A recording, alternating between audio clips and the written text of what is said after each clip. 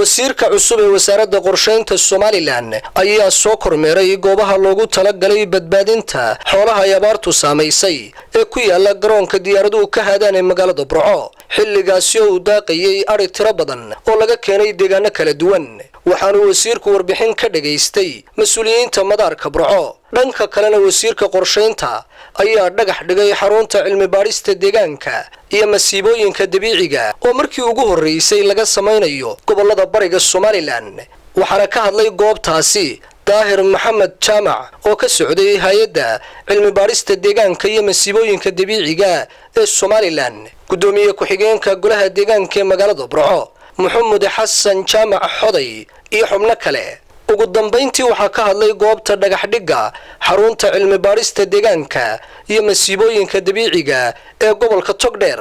gudoomiye hore ee gobolka Togdheer ahna wasiirka cusub ee wasaaradda qorsheynta Somaliland Maxamed Ibrahim Qabo ariyowgan dadka soo galay duruuf aad uga adag ariyowga oo wax loo siiyo aad u jilicsan dad adeemeynka xataa qaar waalidiintii ka dhimatay baarista deegaanka iyo sababusha dhibaatooyinka dabiiciga waxa weeyaan muddo dheer baa meel loo waca ilaahay wuxuu waasuray ninka qabyad tire ilaahay baa ku mahadle waxa la yiraahdaa heesaa geela kamid ah nina dhuunu ku dhasoogaa nina dhaqasuu kugu dhabartay wasiirkii qorsheynta cusbaana gudoomiyaha gobolka Togdheer farxad weyn baynu noo dhigo xafiiskii cilmi baarista deegaanka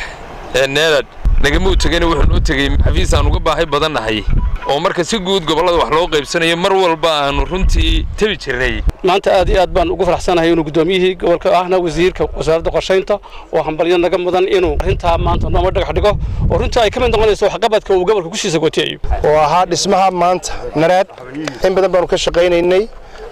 waqti hore inaan dhagax dhignayd laakiin ilaahay baa maanta ila kulan siiyay anoo gobolkii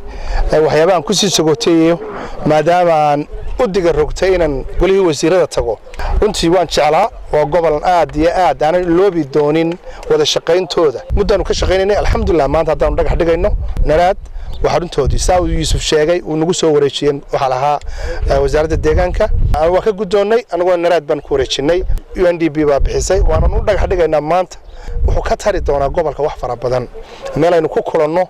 oo aynu wax ka wacyi galino kana duulno noqon doona insha Allah biidnillah reer Togdheer meenu kala tagin way isu maqannay waa markii ugu horeysay ee laga samaynayo magaalada Burco xarunta cilmi baarista deegaanka iyo masiibooyinka dabiiciga Alibaar Maxamed Boos TV caalamiga Universal Burco